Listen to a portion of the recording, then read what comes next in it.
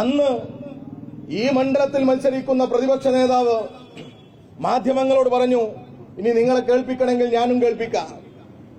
എന്റെയും എന്ന് പറഞ്ഞാൽ ആരാണ്? പ്രതിപക്ഷ നേതാവ് സാക്ഷാൽ V D Satheesan, KPCC president,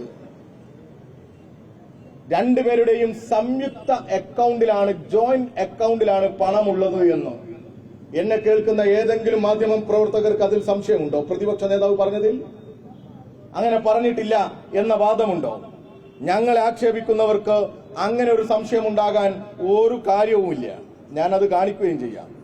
നമ്മള് ഇനി ഒരു വി ഡി സതീശൻ മത്സരിക്കുന്ന മണ്ഡലത്തിൽ വന്നിട്ട് വെറുതെ എന്തെങ്കിലും പറഞ്ഞു പോയി എന്ന് പറയരുത്. മാധ്യമങ്ങളുടെ കയ്യിലുണ്ട്, എന്നാലും അങ്ങനെയാണ് ഇപ്പോഴത്തെ കാലം, അത് കാണിക്കുക എന്നുള്ളത്. മനസ്സിലായല്ലോ? ഇതിന്റെ ആധികാരികതയിൽ ആർക്കും സംശയമില്ലല്ലോ. ഈ മണ്ഡലത്തിൽ മത്സരിക്കുന്ന സ്ഥാനാർത്ഥി, കേരളത്തിന്റെ പ്രതിപക്ഷ നേതാവ് ഈ സമൂഹത്തിൽ പറഞ്ഞതാ, എന്റെയും KPCC പ്രസിഡന്റിന്റെയും സംയുക്ത അക്കൗണ്ടിലാണ് പണമെന്ന് പറഞ്ഞില്ലേ? അപ്പോ തെരഞ്ഞെടുപ്പിന്റെ അഫിഡവിറ്റിൽ അത് കാണിച്ചോ? ഇനി അത് കാണിച്ചില്ലേ പോട്ടെ, ആ അക്കൗണ്ടിൽ എത്ര പണമുണ്ട് എന്ന് പറയാൻ ഇവർ തയ്യാറായോ? ഇവർക്കൊരു സംയുക്ത അക്കൗണ്ട് ഉണ്ടോ? നിങ്ങൾ ചോദിക്കണ്ടേ? ഇത് ചെറിയ കാര്യമാണോ? ഇവർ ഈ തെരഞ്ഞെടുപ്പിൽ നിരവധി വാഗ്ദാനങ്ങൾ നൽകിയിട്ടാണ് മത്സരിക്കുന്നത്. ഈ സമൂഹത്തെ വഞ്ചിക്കുന്നവരാണ് ഇവർ എന്ന് അവരെ ഈ നാടിനെ ബോധ്യപ്പെടുത്തണ്ടേ? ദുരന്തബാധിതരെ പോലും കാണിച്ച് അവരുടെ ദയനീയത വർണ്ണിച്ച് പണം പിരിച്ച് മുക്കി ഇങ്ങനെ വലിയ ബോർഡുകളും കട്ടൌട്ടുകളും ലൈറ്റ് ബോർഡുകളും വെച്ച് ഇങ്ങനെ കാറിൽ കയറി നടക്കാൻ നാണമുണ്ടോ ഇവർക്ക്? എന്താണ് ഇവർക്ക് ഈ സമൂഹത്തോട് പറയാനുള്ളത്? അപ്പോ വി ഡി സതീശൻ പറഞ്ഞു, ഞങ്ങൾ സ്ഥലം വാങ്ങി. അപ്പൊ സ്ഥലമല്ലേ വാങ്ങിയിട്ടുള്ളൂ, എന്തില്ല, പണി നടന്നിട്ടില്ലല്ലോ എന്ന് ചോദിച്ചു മാധ്യമങ്ങൾ. ഇപ്പൊ കഴിഞ്ഞ ദിവസം എന്നെയാന്ന് പറയാ, അവിടെ പണി നടക്കുന്നുണ്ട്. ഈ പറവൂരിന്റെ ഒരു ഗതികേട് നോക്കണേ നിങ്ങൾ. വല്ലാത്തൊരു മനുഷ്യനാണോ നിങ്ങളുടെ പ്രതിനിധിയായി മത്സരിക്കുന്നത്? ഈ മാധ്യമങ്ങളോട് പറയാ, അവിടെ പണി നടക്കുന്നുണ്ട്, നിങ്ങൾ പോയി നോക്ക്. എന്തൊരു പുച്ഛവും എന്തൊരു ദാർഢ്യവും ഒക്കെയാ. ഞങ്ങൾ പത്രസമ്മേളനം നടത്തിയപ്പോഴും മാധ്യമങ്ങൾ പറഞ്ഞു അവിടെ പണി നടക്കുന്നുണ്ട് എന്ന് വി ഡി സതീശൻ പറഞ്ഞു. ഇപ്പൊ വി ഡി സതീശൻ സാധാരണ പറയുന്നത് എല്ലാം നുണയാണ് എന്ന നല്ല ബോധ്യം ഞങ്ങൾക്കുണ്ട്, അങ്ങനെയുണ്ട്. എന്നാലും പൊതുസമൂഹത്തിന്റെ മുമ്പിൽ വീണ്ടും പറഞ്ഞതാണല്ലോ. ആ സിനിമയിൽ സലീം കുമാർ പറയുന്നുണ്ട് ബിരിയാണി കൊടുക്കുന്നുണ്ട് എന്ന് പറഞ്ഞേക്കുന്നുണ്ട് ആളുകളെ. ആവർത്തിച്ച് പറയാണ്. ഈ ഗീബൽസിന്റെ ഒക്കെ നുണകളെ പോലെ ഇതിങ്ങനെ ആവർത്തിച്ച് പറയാണ് വി ഡി സതീശൻ. ആവട്ടെ, ഞങ്ങൾ പോയി വയനാട്ടിലേക്ക് ഇവർ വാങ്ങി എന്ന് പറയുന്ന ആ പ്രദേശത്തേക്ക് ലൈവ് ഇട്ടുകൊണ്ട്, ഫേസ്ബുക്കിൽ ലൈവ് ഇട്ടുകൊണ്ട് ഞങ്ങൾ ഡിവൈഎഫ്ഐക്കാർ പോയി. മാധ്യമങ്ങളിൽ പലരും എത്തി. ഞങ്ങൾ അതിന്റെ പുറത്തുനിന്ന് ആ ദൃശ്യമൊക്കെ കാണിച്ചു. അവിടെ ഒരു പണിയും നടന്നില്ല. പണി നടന്നില്ല എന്ന് മാത്രമല്ല, ഒരു വീട് പണി നടത്തണമെങ്കിൽ ഇതുപോലെ കുടിലല്ലല്ലോ, എന്തൊക്കെ പെർമിഷനുകൾ എടുക്കണം. അവിടെ അവർ ഭരിക്കുന്ന പഞ്ചായത്ത്, മേപ്പാടി പഞ്ചായത്ത് അപേക്ഷ കൊടുത്തോ? ഒരു വെള്ള പേപ്പറിലെങ്കിലും അപേക്ഷ കൊടുക്കണ്ടോ? അതുപോലും കൊടുക്കാതെ ഈ പൊതുസമൂഹത്തെ പറഞ്ഞ് കബളിപ്പിക്കുകയായിരുന്നു വി ഡി സതീശൻ, ഒരു നാണവുമില്ലാതെ. അങ്ങനെ ഞങ്ങൾ അതിന്റെ മുന്നിൽ കുടിൽ കെട്ടി വന്നു, ഒരു സമരമായി, ഒരു പ്രതീകാത്മകമായി. കാരണം ഈ കേരളത്തിന്റെ ആകെ ശ്രദ്ധയിലേക്ക് ഇത് കൊണ്ടുവരണം.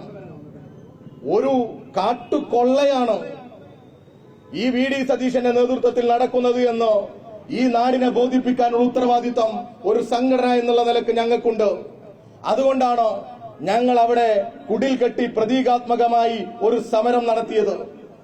ഞങ്ങൾക്ക് പറ്റാവുന്നിടത്തെല്ലാം ഇതുപോലെയുള്ള പ്രതിഷേധ പരിപാടികൾ സംഘടിപ്പിച്ച് സമൂഹത്തിന്റെ മുമ്പിൽ ഇത് പറയും എന്ന് പറഞ്ഞു. അപ്പോ നിങ്ങൾ മാധ്യമപ്രവർത്തകർ ചോദിച്ചു ഈ പ്രതിപക്ഷ നേതാവിനോട്, അവിടെ ഡിവൈഎഫ്ഐക്കാർ കുടില് കെട്ടി സമരം ചെയ്യുന്നു എന്ന്. അപ്പൊ എന്താ പറഞ്ഞത്? അടിച്ചിറക്കും അവിടെ നിന്നാ. അടിച്ചിറക്കുന്നു ഡിവൈഎഫ്ഐക്കാരെ. ആവട്ടെ, പ്രതിപക്ഷ നേതാവേ, നിങ്ങൾ അടിച്ചാലും നിങ്ങൾ കൊന്നാലും നിങ്ങളുടെ എല്ലാ തോന്നിവാസങ്ങളും ചോദ്യങ്ങളായി ഈ പൊതുസമൂഹത്തിന്റെ മുമ്പിൽ ഞങ്ങൾ ചോദിച്ചുകൊണ്ടേയിരിക്കും.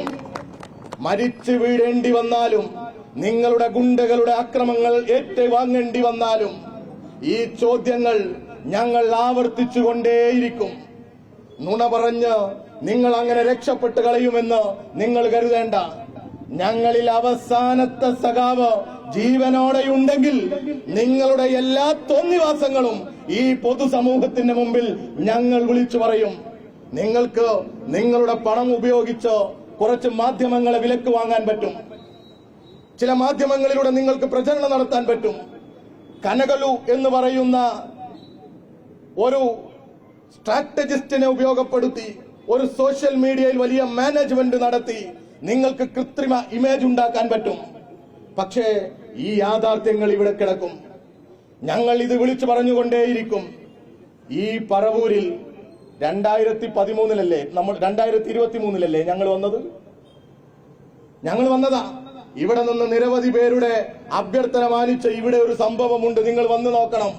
സംഭവത്തിന്റെ പേര് പുനർജനി. ആ വയനാട് വീട് പോലെ ഈ പറവൂരിലെ പാവപ്പെട്ടവരെ നിരന്തരമായി വഞ്ചിച്ചുകൊണ്ടിരിക്കുക. പുനർജനി, അതിന്റെ പേരിൽ തട്ടിപ്പ. പല കോർപ്പറേറ്റുകളുടെയും പണം വാങ്ങി കുറച്ചുപേരെയൊക്കെ സഹായിച്ചു എന്ന് വരുത്തി കൂടുതൽ പേർക്ക് വാഗ്ദാനങ്ങൾ കൊടുത്ത് അതുപോലെ തന്നെ വലിയ ഫ്ളാറ്റ് സമുച്ചയം ഉണ്ടാക്കാൻ എന്ന് പറഞ്ഞ് വാഹനമൊന്നും അങ്ങനെ പോകാത്ത ഒരിടത്ത്, അങ്ങനെയല്ലേ ഇപ്പോഴും അവിടെ സാധ്യതയുണ്ട്? ഇപ്പൊ വാഹനം പോവോ? ഇല്ല. കഴിഞ്ഞ ദിവസം ഞങ്ങൾ അവിടെയൊക്കെ ഒന്ന് പരതി വീണ്ടും വന്ന് 2023 ശേഷം വീണ്ടും ഞങ്ങളുടെ കേന്ദ്ര കമ്മിറ്റി അംഗം സഖാവ് ജയിക്കിന്റെ നേതൃത്വത്തിൽ ഒരു തെരച്ചിൽ നടത്തി. വീടെവിടെ എന്ന് ചോദിച്ചു. അവിടെ നിരവധി പേരെ ഇവർ വഞ്ചിച്ചു. അതൊരു റിയൽ എസ്റ്റേറ്റ് മാഫിയകളുമായിട്ടുള്ള ഒരു ഡീലായിരുന്നു എന്ന് ഈ പൊതുസമൂഹം സംശയിക്കുന്നു. ഡീലിന്റെ ആളാണല്ലോ ഇദ്ദേഹത്തിന് ഇപ്പോ എല്ലാവരും ഡീലർമാരാണ് എന്ന് തോന്നുക. ഇദ്ദേഹം നടത്തുന്ന ഡീല് സാമ്പത്തിക ലാഭത്തിന്, അധികാരത്തിന് വേണ്ടി ഡീൽ പറഞ്ഞുറപ്പിക്കുന്ന ആളായി ഈ പ്രതിപക്ഷ നേതാവ് മാറുക. അതിന്റെ ഉദാഹരണം ഈ പറവൂരിലുണ്ട്. ജനങ്ങളെ പറഞ്ഞു പറ്റിക്കുക. അദ്ദേഹം അല്പമെങ്കിലും ഉത്തരവാദിത്തമുണ്ടെങ്കിൽ ഈ പൊതുസമൂഹത്തോട് പറയണം, ഞാൻ പിരിച്ച പണം ഇത്രയാണ്. പുനർജനിക്ക് വേണ്ടി ഞാൻ വിദേശ രാജ്യങ്ങളിൽ നിന്നോ ഇത്ര രൂപ പിരിച്ചു, അതിൽ ഇത്ര രൂപ ചെലവഴിച്ചു, ബാക്കി കുറച്ചൊക്കെ എന്റെ PR വർക്കിന് ചെലവായി എന്നങ്ങ് പറഞ്ഞേക്ക്. ബാക്കി നാട് വിലയിരുത്തട്ടെ. വലിയ PR വർക്കാണല്ലോ ഇപ്പോ VD സതീശന്. ആ PR വർക്കിന് ചെലവായത് ഈ തുകയാണ് എന്ന് ഈ പൊതുസമൂഹത്തോട് സമ്മതിച്ചേക്ക്. അല്ലെങ്കിൽ KC വേണുഗോപാൽ സീറ്റ് കച്ചവടം നടത്തി തന്ന പണമാണോ നിങ്ങളുടെ ഈ PR വർക്ക്? എവിടുന്നാ പണം കിട്ടിയത്?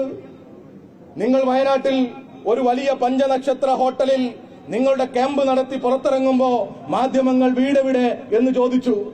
അപ്പോ നിങ്ങൾ പറഞ്ഞത്, നിങ്ങളുടെ KC വേണുഗോപാൽ പറഞ്ഞത്, ഞങ്ങൾക്ക് ഭരണമില്ല അതുകൊണ്ട് പണമില്ല എന്ന്. ഇപ്പോ നിങ്ങൾ പറ, അമ്പരചുംബികളായ വലിയ പ്രചരണ ബോർഡുകൾ, പ്രചരണ വാഹനങ്ങൾ, PR വർക്കുകൾ എല്ലാം നടക്കുന്നു. എവിടുന്നാ പണം?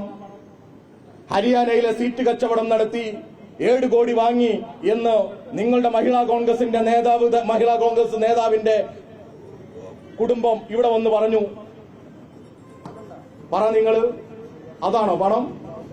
അങ്ങനെ സീറ്റ് കച്ചവടം നടത്തി കിട്ടിയതാണോ? അല്ല, വയനാട്ടിലെ പാവപ്പെട്ടവരെ മുൻനിർത്തി പണം പിരിച്ച നിങ്ങൾ ആ പണം ഉപയോഗിച്ചാണോ ഈ പ്രവർത്തനം നടത്തുന്നത്? അത് നിങ്ങൾ ഈ പൊതുസമൂഹത്തോട് പറയണം. അതുകൊണ്ട് DYFI ഈ പ്രതീകാത്മകമായ കുടിൽകെട്ടൽ സമരം തുടർന്നുകൊണ്ടേയിരിക്കും.